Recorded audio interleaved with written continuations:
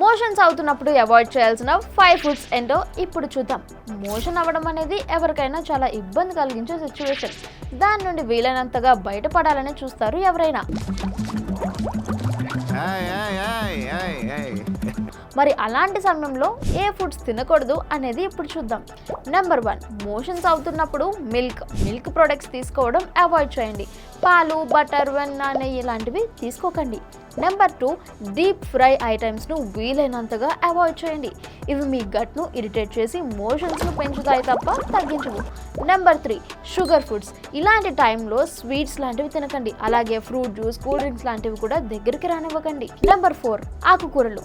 Motions అవుతున్నప్పుడు ఆకుకూరలు తింటే మన పేగుల్లోకి వాటర్ చేరి అది మీ మోషన్స్ను పెంచుతుందని గుర్తుంచుకోండి. Number 5, masala foods. ఇది చాలా ఇంపార్టెంట్.